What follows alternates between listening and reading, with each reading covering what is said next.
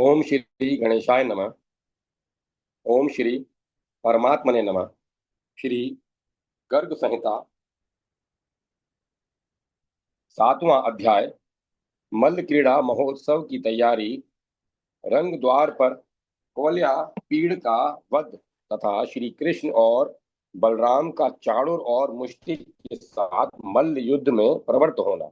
श्री नारद जी कहते हैं, राजन, रजक के मस्तक का छेदन, धनुष का भंजन तथा रक्षकों के वध का समाचार सुनकर कंस को बड़ा भय हुआ।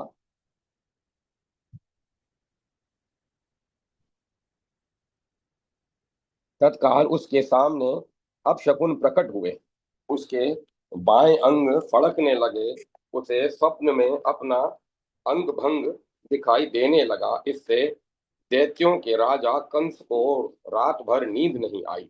उसने स्वप्न में यह भी देखा था कि प्रेतों से घिरा हुआ है। वह प्रेतों से घिरा हुआ है। उसके सारे शरीर में तेल मला हो गया है तथा वह नंग धड़ंग जपा कुसुम की माला पहने भैंसे पर चढ़कर दक्षिण दिशा की ओर जा रहा है। प्रातः काल उठकर उसने कार्यकर्ताओं को बुलवाया और उन्हें मल्ल क्रीड़ा महोत्सव प्रारंभ करने की आज्ञा दी।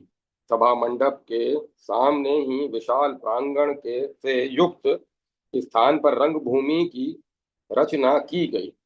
वहां सोने के खंभे लगाए गए, सुनहरे चंदों ताने गए और उनमें मोतियों की लड़ियां लटका दी गई। नरेश्वर सुंदर सोपानों और स्वर्णमय मच्छों से वह रंगभूमि बड़ी शोभा पाने लगी। राजा के लिए रत्न में सुंदर मच्छ स्थापित किया गया। इस पर इत्र लगाया गया। उस मंच पर इंद्र का सिंहासन लगा दिया गया। उसके ऊपर सुंदर बिछावन और तकिए सुसज्जित कर दिए गए।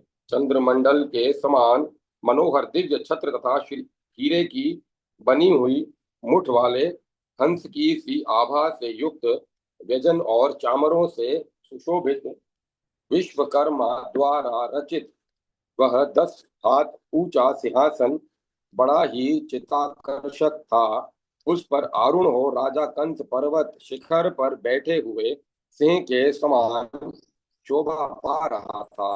वहां गायकों द्वारा गीत गाए जाने लगे, वारांगनाएं नृत्य करने लगी और मृदंग, पटह, ताल, भेरी तथा अनाक आदि बाजे बजने लगे। राजन, छोटे छोटे मंडलों के शासक नरेश तथा नगर और जनपद के निवासी बड़े लोग पृथक पृथक मंच पर बैठकर मल्ल युद्ध देख रहे थे। चाणूर, मुष्टिक, कुट, शल और तोशल आदि पहलवान व्यामोही मुदगरों से युक्त हो परस्पर युद्ध का अभ्यास कर रहे थे। कंस के द्वारा बुलाए गए नंदराज आदि गोप मस्तक झुकाए राजा को उत्तम भेंट अर्पित करके एक एक मंच का आश्रय ले बैठ गए। नरेश्वर, वहां यदुराज कंस के लिए बाणासुर, जरासंध और नरकासुर के नगर से भी उपहार आए। अन्य जो शंभर आदि भूपाल थे, उनके पास से भी बहुत सी भेंट सामग्रियां आई। तदंतर माया के बालक रूप धारण किए बलराम तदंतर माया से बालक रूप धारण किए बलराम और श्री कृष्ण दोनों भाई मल्लों के खेल देखने के लिए उस रंगशाला में आए। रंग मंडप के द्वार पर कुवलयापीड़ नामक हाथी खड़ा था, जिसके कुंभ स्थल पर गौ मूत्र में सने हुए सिंदूर और कस्तूरी से पत्र रचना की गई थी। रत्नमय कुंडलों से मंडित उस महामत रज का गजराज के गढ़ स्थल से मद झर रहा था। द्वार पर हाथियों को खड़ा देख श्री कृष्ण ने महावत से गंभीर वाणी से कहा, अरे, इस गजराज को दूर हटा लें और मेरी इच्छा के अनुसार मार्ग दे दें, नहीं तो तुझको और तेरे हाथी को अभी भूतल पर मार गिराऊंगा।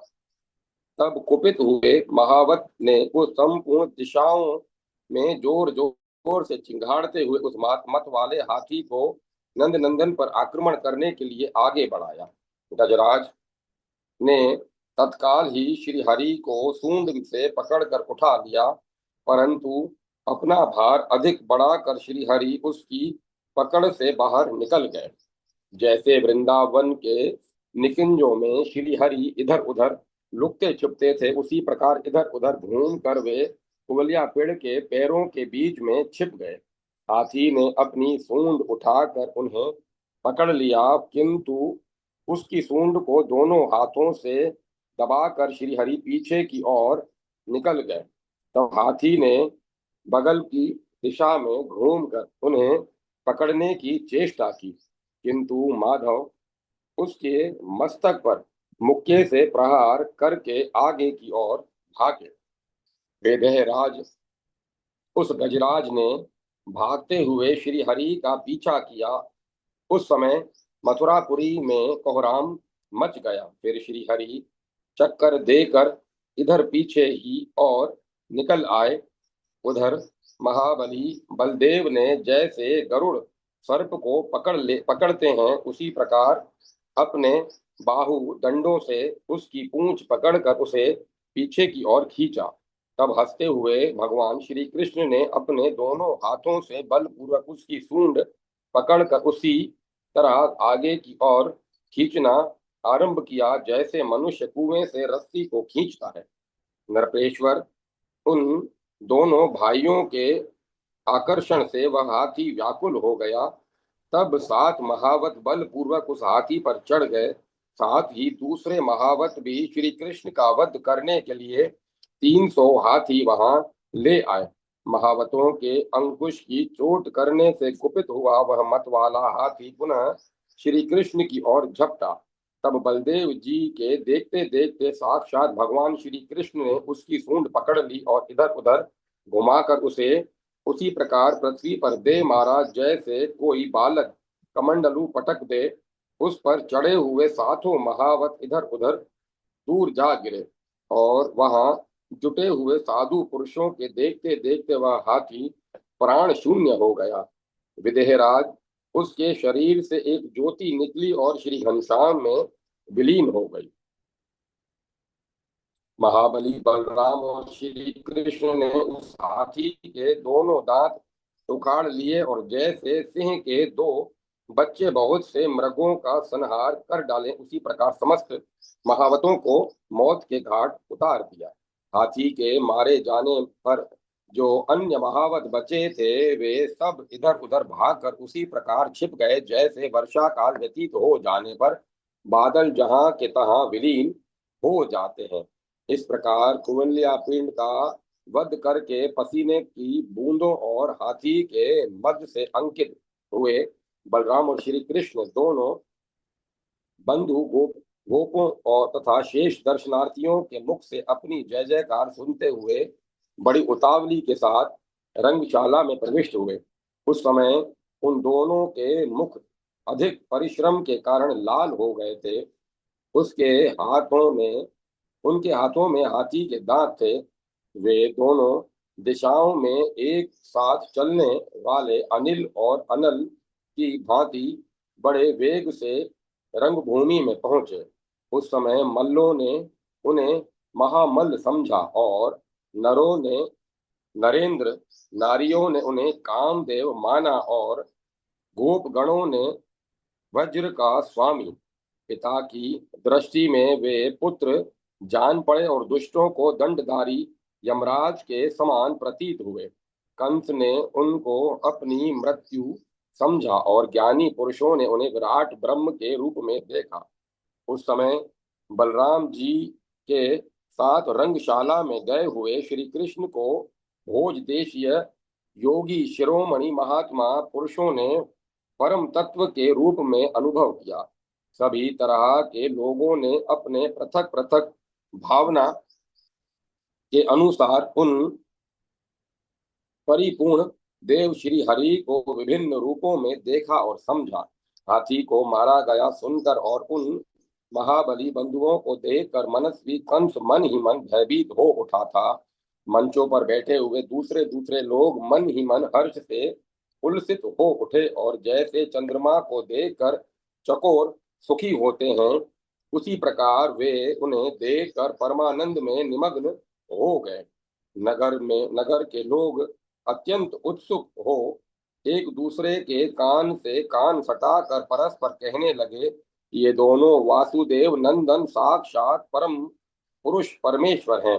अहो, ब्रजमंडल अत्यंत रमणीय एवं श्रेष्ठ है, जहाँ ये साक्षात माधव विचरते रहे हैं और जिनका आज दुर्लभ दर्शन पाकर हम सर्वतोभाव से कृतार्थ हो रहे हैं। श्री नारद जी कहते हैं, मैथिल, जब पूर्ववासी लोग किस प्रकार बात कर रहे थे और भांति भांति के बाजे बज रहे थे, उस समय चाणूर ने बलराम और श्री कृष्ण दोनों के पास जाकर कहा। चाणूर बोला, हे राम, हे कृष्ण, आप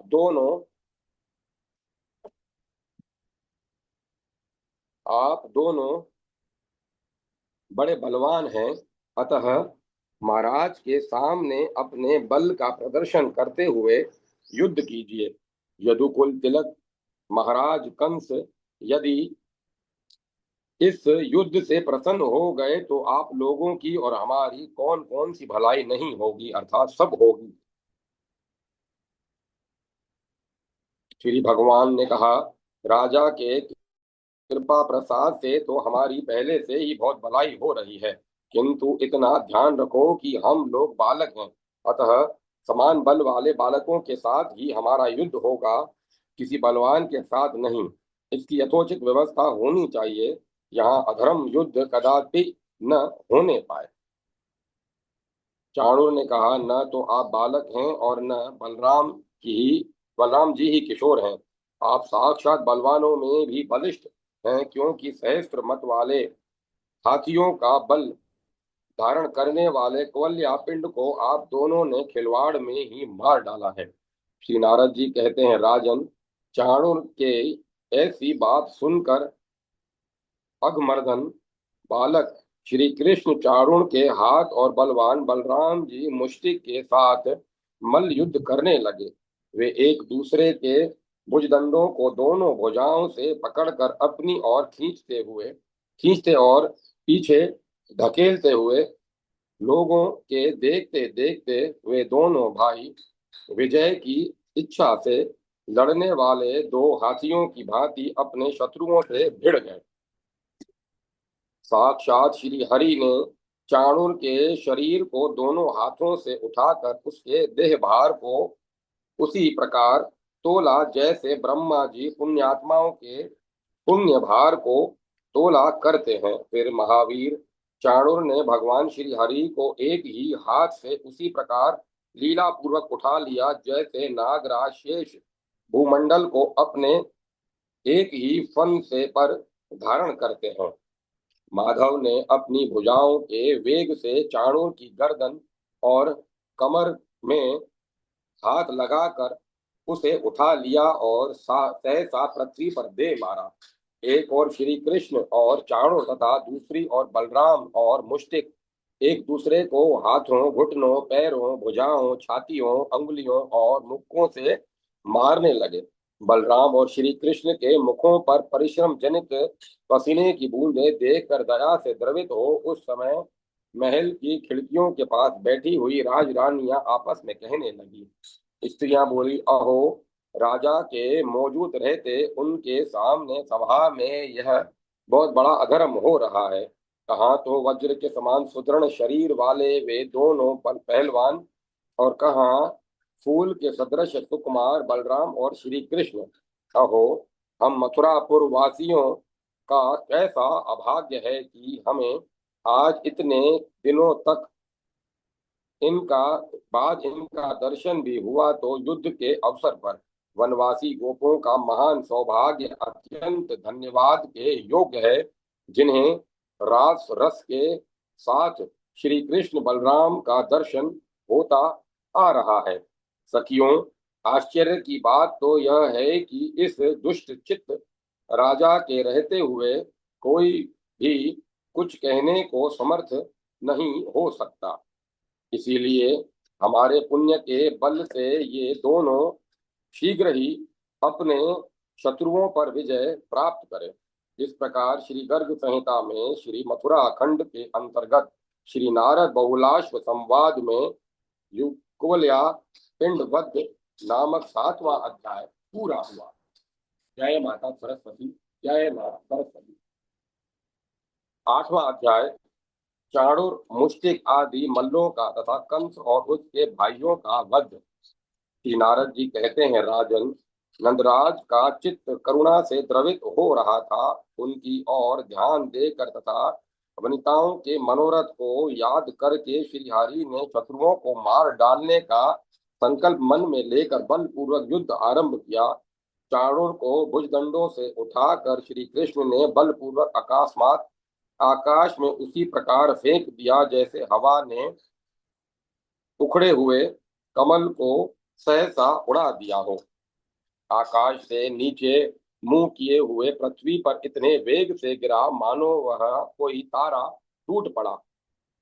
फिर उठकर चाणूर ने श्री कृष्ण को जोर से एक मुक्का मारा। उसने मुक्के की मार से पराग पर भगवान श्री कृष्ण विचलित नहीं हुए। उन्होंने तत्काल चाणूर को उठाकर पृथ्वी पर पटक दिया। चाणूर के दांत टूट गए। वह मदोन्मत्त मल्ल क्रोध से तमतमा उठा। मैथिल उसने श्री कृष्ण को छाती पर दोनों हाथों से मुक्के मारे। नरेश्वर तब दोनों हाथों से उसके दोनों हाथ पकड़कर साक्षात भगवान श्री कृष्ण ने कंस के आगे उसे घुमाना आरंभ किया और सब देखते देखते पृथ्वी पर इसी प्रकार दे मारा जैसे किसी बालक ने कमंडलू पटक दिया हो। श्री कृष्ण के इस प्रहार से चाणूर मल्ल का मस्तक फट गया। राजन, वह रक्त वमन करता हुआ तत्काल मर गया। इसी प्रकार महाबली बलदेव ने रण दुर्गम मल्ल मुष्टिक के पैर को मुट्ठी से पकड़कर आकाश में घुमाया और जैसे गरुड़ सर्प को पटक दे उसी प्रकार उसे पृथ्वी पर दे मारा। फिर तो मुष्टिक मुंह से खून उगलता हुआ काल के गाल में चला गया। तत्पश्चात कुट को सामने आया देख महाबली बलदेव ने एक ही मुक्के से उसी प्रकार मार गिराया जैसे देवराज इंद्र ने ब्रज से किसी पर्वत को धराशायी कर दिया हो। राजन, जैसे गरुड़ अपनी तीखी चोंच से नाग को घायल कर देता है उसी प्रकार सामने आए हुए शल को नंद नंदन ने लात से मार गिराया।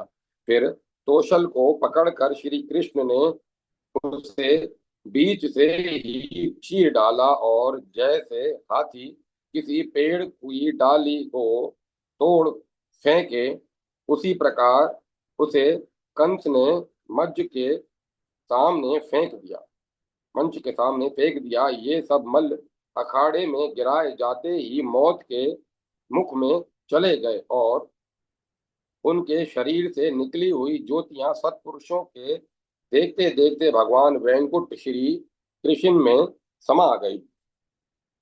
इस प्रकार बलराम और श्री कृष्ण ने इस प्रकार बलराम और श्री कृष्ण के द्वारा उनके मल्लों के मारे जाने पर शेष मल्ल भय से व्याकुल हो प्राण बचाने की इच्छा से भाग खड़े हुए। तदंतर श्रीधामा आदि अपने मित्र गोपों को खींचकर माधव ने उनके साथ समस्त सज्जनों के सामने मल्ल युद्ध का खेल आरंभ किया। किरीट और कुंडलधारी बलराम तथा श्री कृष्ण को ग्वाल वालों के साथ रणभूमि में विहार करते देख समस्त पूर्ववासी विस्मय से चकित हो उठे। कंस के सिवाय अन्य सब लोगों के मुंह से जय हो की बोली निकलने लगी। तब सब ओर से साधुवाद सुनाई देने लगा और नगारे बज उठे। अपनी पराजय देख कंस अत्यंत क्रोध से भर गया और बाजे बंद करने की आज्ञा देकर फड़फड़ाते हुए अधरों से बोला। कंस ने कहा, वसुदेव के दोनों पुत्र खोटी बुद्धि और खोटे विचार वाले हैं। इन दोनों को हठात और शीघ्र मेरे नगर से निकाल दो। ब्रजवासियों का सारा धन हर लो और दुर्बुद्धि नंद को सहसा कैद कर लो। आज मेरे दुर्बुद्धि पिता शूर पुत्र उग्रसेन का भी मस्तक तुरंत काट लो। पृथ्वी पर जहाँ कहीं भी और यहाँ भी जो जो वृष्णि वंशी यादव मिल जाएं, उन सब को देवताओं के अंश से उत्पन्न समझकर मार डालो। श्री नारद जी कहते हैं, तब कंस इस प्रकार बढ़ बढ़ कर बातें बना रहा था। उस समय यदुनंदन श्री कृष्ण सहसा क्रोध से भर गए और उछलकर उसके मंच के सामने चढ़ गए। अपनी मूर्तिमान मृत्यु को आता देख कंस तुरंत उठकर खड़ा हो गया और उस मदमत नरेश ने श्री कृष्ण को डांट बताते हुए ताल ढाल तलवार हाथों में ले ली। श्री कृष्ण ने ढाल तलवार लिए हुए कंस को सहसा दोनों हाथों से उसी प्रकार पकड़ लिया जैसे पृथ्वीराज गरुड़ ने अपने अपनी चोंच के दो के दो भागों द्वारा किसी विषधर सर्प को दबा लिया हो। कंस के हाथ से तलवार छूटकर गिर गई। ढाल भी दूर जा पड़ी। वह बलवान वीर बल लगाकर श्री कृष्ण की भुजाओं के बंधन से उसी प्रकार निकल गया जैसे पुंडरीक नाग गरुड़ की चोंच से छूट निकला हो। वे दोनों बलवान वीर उस मंच पर वेग से एक दूसरे को रोंदते हुए उसी प्रकार सुशोभित हुए जैसे पर्वत के शिखर पर दो सिंह परस्पर जूझते हुए शोभा पा रहे हों। कंस बलपूर्वक उछलकर 100 हाथ ऊपर आकाश में चला गया। फिर श्री कृष्ण ने भी उछलकर उसे इस प्रकार पकड़ लिया मानो एक बाज पक्षी ने दूसरे बाज पक्षी को आकाश में धर दबोचा हो। उस प्रचंड दैत्य पुंगव कंस को भुजदंडों से पकड़कर तीनों लोकों का बल धारण करने वाले भगवान श्री कृष्ण ने चारों ओर घुमाना आरंभ किया। फिर रोष से भरकर उन्होंने कंस को आकाश से उस मंच पर ही दे मारा। मंच के स्तंभ दंड उसी प्रकार टूट गए जैसे बिजली गिरने से वृक्ष टूट जाता है। आकाश से नीचे गिरने पर भी वज्रतुल्य अंगों वाला कंस मन ही मन किंचित व्याकुल होकर सहसा उठ गया और महात्मा श्री कृष्ण के साथ युद्ध करने लगा। भगवान गोविंद ने पुनः उसे बहुदंडों द्वारा उठाकर मंच पर फेंक दिया और उसकी छाती पर चढ़कर माधव ने उसका मुकुट उतार लिया। फिर तुरंत उसके केश पकड़कर स्वयं श्री हरि ने उसे मंच से रणभूमि में उसी प्रकार पटक दिया जैसे किसी ने शैल शिखर से किसी भारी शिलाखंड को नीचे गिरा दिया हो। फिर सबके आधारभूत अनंत पराक्रमी आदि अंत रहित सनातन भगवान श्री कृष्ण स्वयं भी उसके ऊपर वेग से कूद पड़े। राजन, इस प्रकार उन दोनों के गिरने से वहां का भूमंडल सहसा थाली की भांति गहरा हो गया और 2 घड़ी तक धरती कांपती रही। नरेश्वर, श्री कृष्ण ने उस मरे हुए भोजराज के शव को सबके देखते देखते वहां से भूमि पर उसी प्रकार घसीटा जैसे सिंह ने मरे हुए गजराज को खींचा हो। नरेश्वर, उस समय इधर उधर दौड़ते हुए भूपालों का हाहाकार सुनाई देने लगा। महाबली कंस ने वीर भाव से देवेश्वर श्री कृष्ण का भजन करके उसी प्रकार उनका सारूप्य प्राप्त कर लिया जैसे कीड़ा भृंगी के चिंतन से उसी का रूप ग्रहण कर लेता है। कंस को धराशायी हुआ देख उसके 8 महाबली भाई सुनामा, सृष्टि, न्योग्रोत्र, न्योग्रोध, तुष्टिमान, राष्ट्रपालक, सुहु, कंक और शंक क्रोध से होंठ फड़फड़ाते हुए ढाल और तलवार ले युद्ध के लिए श्री कृष्ण पर टूट पड़े। उन्हें आते देख रोहिणी नंदन बलराम ने मुदगर हाथ में लेकर उसी प्रकार उन्हें उनके निकट हुंकार किया जैसे सिंह मृगों को देखकर दहाड़ता है। मिथिलेश्वर, उस हुंकार से ही उन पर इतना भय छा गया कि तो उनके हाथों से शस्त्र ही उसी प्रकार गिर पड़े जैसे डंडा गिरने से आम के फल गिरते हैं। डंडा मारने से आम के फल गिरते हैं। निशस्त्र होने पर भी उन महावीरों ने बलराम को चारों ओर से मुक्कों द्वारा मारना आरंभ किया, ठीक उसी तरह जैसे हाथी किसी पर्वत को अपनी सूंड से इधर उधर से पीटते हों। बलराम जी ने सृष्टि और सुनामा को मुदगर से मार डाला। न्योग्रोध्र को भुजाओं के वेग से धराशायी कर दिया और कंकण को बाएं हाथ से मार गिराया।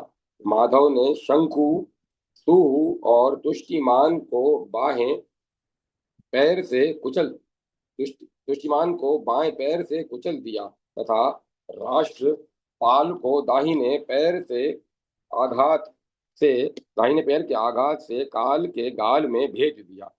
इस प्रकार आंधी के उखाड़े हुए वृक्षों की भांति वे आठों वीर सहसा धराशायी हो गए।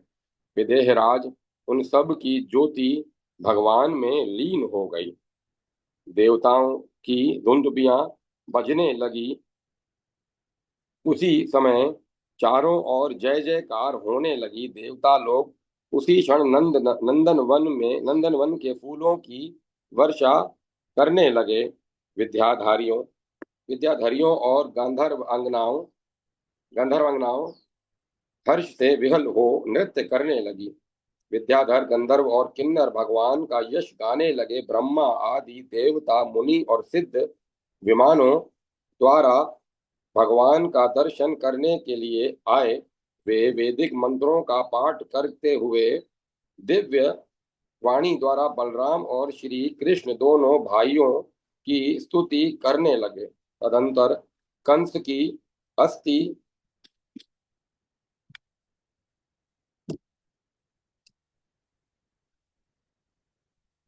तदंतर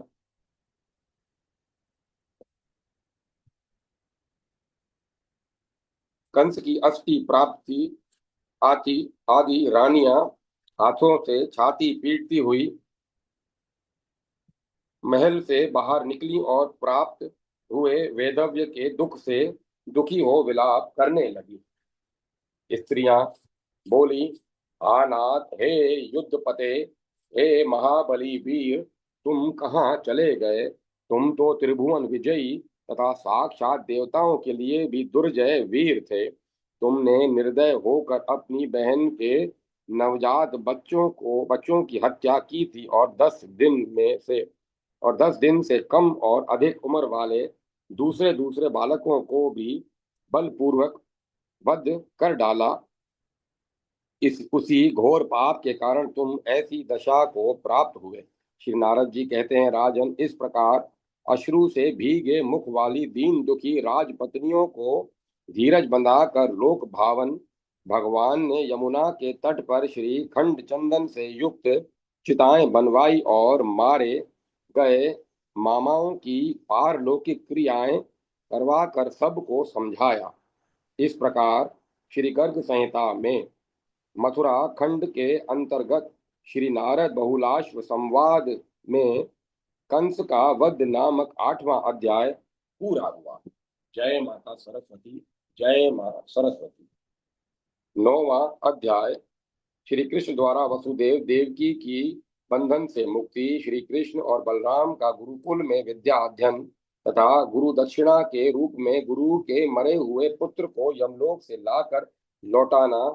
श्री अक्रूर को हस्तिनापुर भेजना तथा कुब्जा का मनोरथ पूर्ण करना। श्री नारद जी कहते हैं, राजन, तदंतर भगवान श्री कृष्ण और बलराम साक्षात वृषणी वंशियों से घिरे हुए देवकी और वसुदेव के समीप गए। नरेश्वर, अपने दोनों पुत्रों को देखकर उन दोनों के बंधन उसी प्रकार स्वतः ढीले पड़ गए जैसे गरुड़ को आया देख नागपाश के बंधन स्वतः खुल जाते हैं। बलराम सहित श्री हरि ने माता पिता को अपने प्रभाव से ज्ञान से संपन्न देख तत्काल अपनी माया फैला दी, जो बलपूर्वक जगत को मोह लेने वाली है। बलराम और कृष्ण मेरे पुत्र हैं, यह जानकर वसुदेव जी मोह से व्याकुल हो गए और आंसू बहाते हुए देवकी के साथ सहसा उठकर उन्होंने दोनों पुत्रों को हृदय से लगा लिया। तब वृष्णि वंशियों से घिरे हुए श्री हरि ने उन दोनों को आश्वासन दे अपने नाना उग्रसेन को मथुरा का राजा बना दिया। कंस के भय से दूसरे देशों में भगे हुए यादवों को बुलाकर भगवान ने प्रेम पूर्वक उन्हें यदुपुरी में कुटुंब सहित रहने के लिए स्थान दिया। गोपगणों के साथ अपने घर को जाने के लिए उदत नंदराज को प्रणाम करके बलराम सहित श्री कृष्ण ने उन्हें अपनी माया से मोहित सा करते हुए कहा, तात अब आप इसी मथुरापुरी में निवास कीजिए। आपके मन में यदि आपके मन में यहाँ से जाने की इच्छा उठ खड़ी हुई हो तो जाइए, मैं भी यदुवंशियों की व्यवस्था करके भैया बलराम के साथ आपके पास आ जाऊंगा। श्री नारद जी कहते हैं, राजन, इस प्रकार बलराम और श्री कृष्ण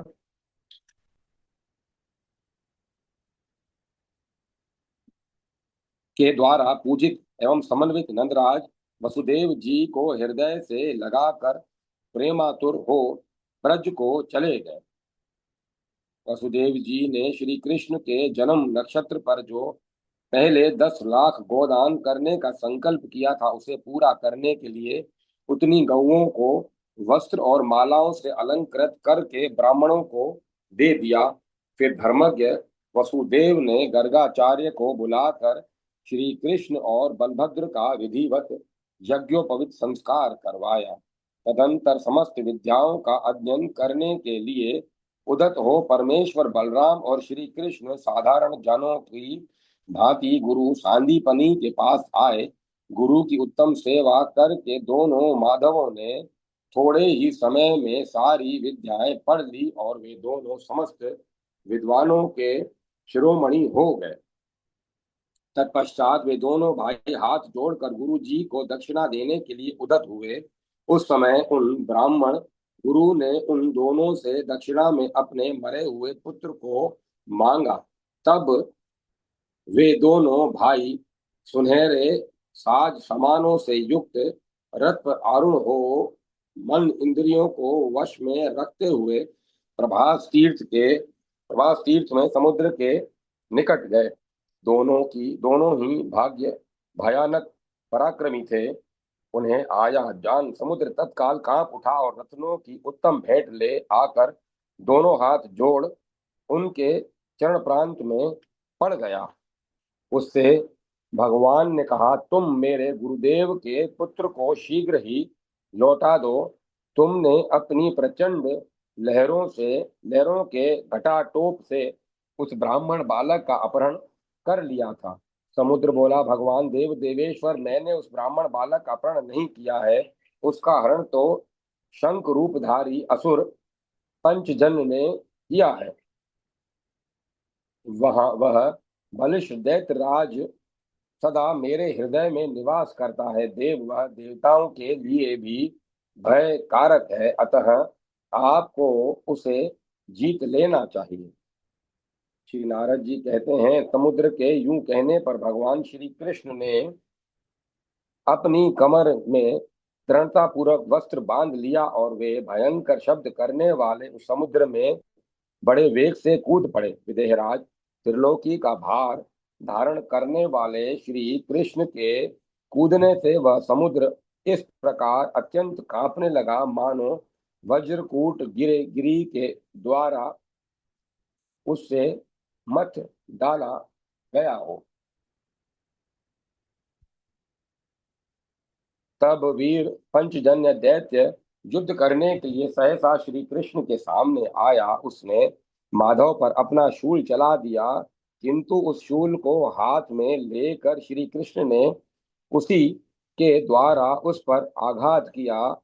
उस आघात से मूर्छित हो वह समुद्र में गिर पड़ा। फिर सहसा उठकर कुछ व्याकुल चित्त हुए पंचजन के ने देवेश्वर श्री हरि को इस प्रकार अपने मस्तक से मारा, मानो किसी सर्प ने पक्षीराज गरुड़ पर अपने फन से प्रहार किया हो।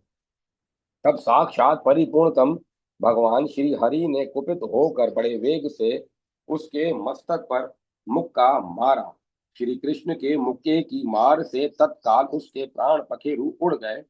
विदेहराज उसके शरीर से निकली हुई ज्योति घनश्याम श्री कृष्ण में लीन हो गई। इस प्रकार पंचजन्य को मारकर और उसके शरीर से उत्पन्न शंख को साथ ले वे श्री कृष्ण सहसा महासागर से निकले और रथ पर जा आ बैठे। तदंतर बलराम और श्री कृष्ण वायु के समान वेगशाली रथ के द्वारा यमराज की विशाल पुरी संयमनी में गए। वहां उन्होंने मेघ गर्जना के समान भयंकर लोक प्रचंड पांचजन्य की ध्वनि सब और फैला दी। उसे सुनकर सभासदों सहित यमराज कांप उठे। यमराज यमपुरी के 84 लाख नरकों में पड़े हुए पापियों में से जिन जिन के कानों में वह ध्वनि पड़ी वे सब के सब मोक्ष पा गए। यमराज उसी क्षण पूजा और उपहार की सामग्री लेकर श्री कृष्ण बलराम के चरण प्रांत में आ गिरे। वे उनके तेज से पराभूत हो गए थे, अतः हाथ जोड़कर बोले। यमराज ने कहा, हे हरे, हे कृपा सिंधु, हे महाबली बलराम, आप दोनों असंख्य ब्रह्मांडों के अधिपति तथा परिपूर्णतम परमेश्वर हैं। आप दोनों देवता, पुराण पुरुष, सबसे महान सर्वेश्वर तथा संपूर्ण जगत के लोगों के अधीश्वर हैं।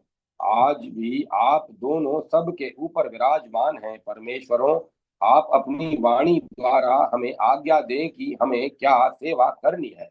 श्री भगवान बोले, महामते, लोकपाल यम, मेरे गुरुपुत्र को ले आओ और मेरी वाणी का आदर करते हुए कहीं भी न्यायोचित रीति से राज्य करो। श्री नारद जी कहते हैं, राजन, उसी प्रकार यमराज ने गुरुपुत्र को ले आकर श्री कृष्ण के हाथ में सौंप दिया। फिर साक्षात श्री हरि उसे लेकर अवंतिकापुरी में आए और उन्होंने श्री गुरु को उनका वह शिशु पुत्र समर्पित कर दिया। फिर गुरु के आशीर्वाद से संभावित हो वह उन दोनों भाइयों ने हाथ जोड़कर उन्हें प्रणाम किया और वे रथ पर चढ़कर मथुरापुरी में आ गए।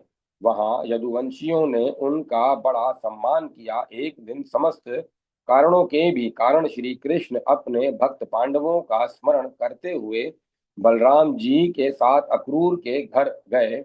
नरेश्वर अक्रूर सहसा उठकर खड़े हो गए और बड़ी प्रसन्नता के साथ उन्हें हृदय से लगाकर षोडश उपचारों द्वारा उनका पूजन करके हाथ जोड़ सामने खड़े हो गए। उनका मनोरथ पूर्ण हो चुका था। उन्होंने प्रेमानंद के आंसू बहाते हुए उनसे कहा। अक्रूर बोले, प्रभुओं, जिन्होंने मार्ग में मैंने जो कुछ कहा या सोचा था वह सब पूर्ण हो गया। उन्हीं आप दोनों बलराम और श्री कृष्ण को मेरा नित्य बारंबार नमस्कार है। आप दोनों समस्त लोकों के सर्वाधिक सुंदर हैं, लोकों में सर्वाधिक सुंदर हैं, जन भूषणों में भी उत्तम हैं, संपूर्ण जगत को बाहर और भीतर से भी प्रकाशित करने वाले हैं। इस समय गौ, ब्राह्मण, साधु, वेद, धर्म तथा देवताओं के रक्षा के लिए आप दोनों यदुकुल में अवतीर्ण हुए हैं। परिपूर्ण तेजस्वी, आप दोनों परमेश्वर कंस आदि दैत्यों का विनाश करने के लिए गोलोक धाम से भारतवर्ष के भूमंडल में पधारे हैं। मैं नित्य निरंतर आप दोनों को प्रणाम करता हूँ। श्री भगवान बोले, आप हमारे बड़े बूढ़े गुरुजन और धैर्यवान हैं। मैं आपके आगे बालक हूँ। महामते संत पुरुष कभी अपनी बड़ाई नहीं करते। दानपते, पांडवों का कुशल समाचार जानने के लिए आप शीघ्र हस्तिनापुर जाइए और वहां उन सब से मिलजुल कर लौट आइए। श्री नारद जी कहते हैं, राजन, इस प्रकार अक्रूर से यूं कहकर समस्त कार्यों का संपादन करने वाले भक्तवत्सल श्री कृष्ण बलराम जी के साथ वसुदेव जी के भवन में लौट आए। उधर अक्रूर कौरवेंद्र पुरी हस्तिनापुर में जाकर पांडवों से मिले और पुनः वहां से लौटकर उन्होंने श्री कृष्ण से सारा समाचार कह सुनाया। अक्रूर ने कहा, भगवान, पांडव लोग कौरवों के दिए हुए दुख भोग रहे हैं। आप दोनों के सिवाय दूसरा कोई भी उनकी सहायता करने वाला नहीं है। पांडु के मर जाने पर प्रथा के सभी पुत्र आप दोनों के चरणाबिंदों में ही चित्त लगाए बैठे हैं। श्री नारद जी कहते हैं,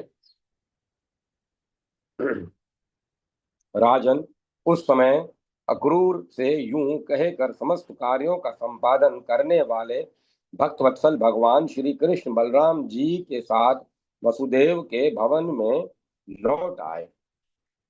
उधर अक्रूर कौरवेंद्रपुरी हस्तिनापुर में जाकर पांडवों से मिले और पुनः वहां से लौटकर उन्होंने श्री कृष्ण से सारा समाचार कह सुनाया। अक्रूर ने कहा, भगवान, पांडव लोग कौरवों के दिए हुए दुख भोग रहे हैं। आप दोनों के सिवाय दूसरा कोई भी उनकी सहायता करने वाला नहीं है। पांडु के मर जाने पर प्रथा के सभी पुत्र आप दोनों के चरणाबिंदों में ही चित्त लगाए बैठे हैं। श्री नारद जी कहते हैं, राजन, अक्रूर जी के मुख से यह चार सुनकर भगवान श्री कृष्ण ने कौरवों का आधा राज्य बलपूर्वक पांडवों को दे दिया।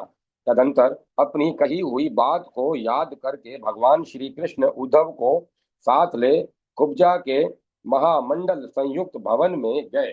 श्री हरि को आया देख परम रूपवती कुब्जा ने तुरंत ही भक्ति भाव से पाद आदि उपचार समर्पित करके अपने प्राण वल्लभ का पूजन किया।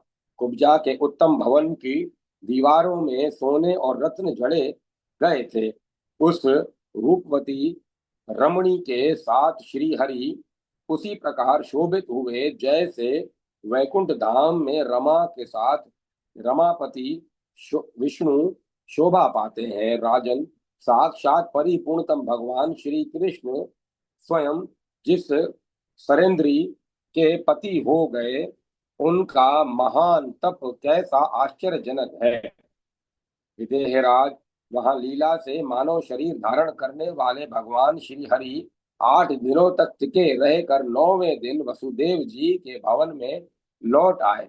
विदेह नरेश, मथुरा में इस प्रकार जो श्री कृष्ण का चरित्र है, वह समस्त पापों को हर लेने वाला, पुण्यदायक तथा आयु की वृद्धि का उत्तम साधन है। वह मनुष्यों को चारों पदार्थ देने वाला तथा श्री कृष्ण को भी वश में कर लेने वाला है।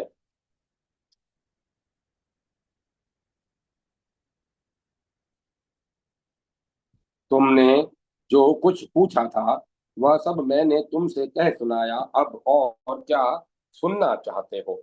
इसी प्रकार श्री गर्ग संहिता में श्री मथुरा खंड के अंतर्गत श्री नारद बहुलाश्व संवाद में यदु सौख्य नामक 9वां अध्याय पूरा हुआ।